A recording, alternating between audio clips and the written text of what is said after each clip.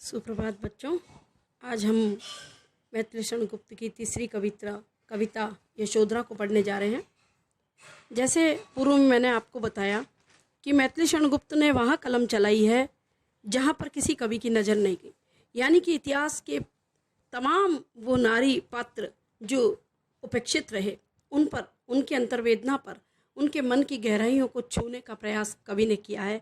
इसी कड़ी में मैं यशोधरा के बारे में प्रकाश डालती हूँ।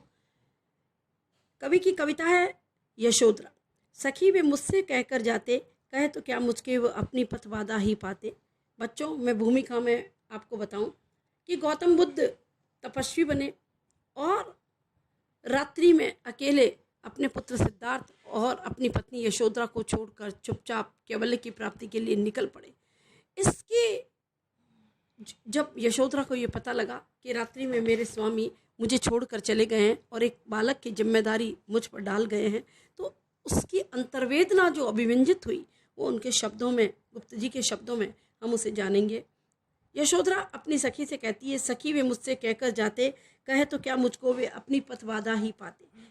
अपनी सखी को अपनी अंतर्वेदना बताती हुई यशोधरा कह रही है कि ये सखी, मेरे पति स्वामी चुपचाप कैवल्य की प्राप्ति के लिए चले गए, लेकिन मेरा ये मानना है कि पति और पत्नी दोनों एक दूसरे के पूरक होते हैं और पत्नी उसकी अर्धांगिनी होती है।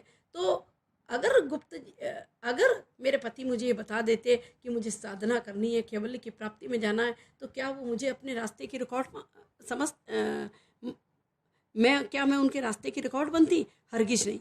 मैं ये चाहती हूँ कि यदि मुझे बता के जाते तो बड़ी गौरवान्वित होगी, लेकिन चुपचाप चले गए, ये बात मेरे हृदय को भा नहीं रही है और मेरा हृदय अंतर्वेदना से पुकार पुकार के कहते हैं, हे सखी, अगर मेरे पति मुझे बता के जाते तो मैं कभी भी उनके रास्ते की रुकावट नहीं बनती।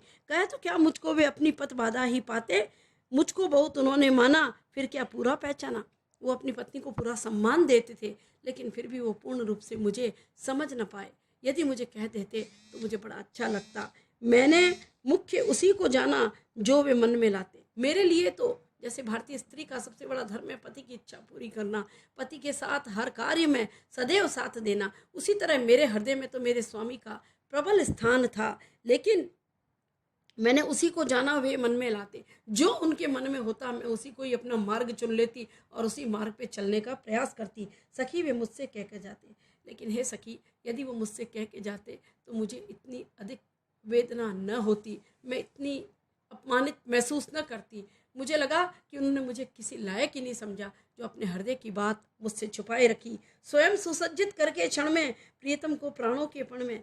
यशोधरा उदाहरण देती कि छत्राणी स्त्रियां, राजपूती नारियां या छत्राणी नारियां अपने पति को स्वयं युद्ध से औजारों से सुसज्जित करके वो रणभूमि में टीका करके स्वयं भेजती है। इतना महान दिल उनका होता है। उन्हें पता है कि मेरा पति शहीद भी हो सकता है, लेकिन फिर भी वो वीरांगनाएं उन्हें युद्ध क्षेत्र में भेज देती है। तो क्या यदि गौतम बुद्ध मुझे बता देते तो कभी मैं उनकी पथवादा बनती? कभी नहीं बनती। मैं भी उन्हें सुसज्जित करके या अपने मन की बात ये मुझसे बांट लेते तो मैं उनके मार्ग में कभी भी बाधा न बनती, बल्कि स्वयं ही उन्हें युद्ध कैवल्य की प्राप्ति के लिए भेज देती। हम ही भेज देती है रण में शास्त्र धर्म के नाते।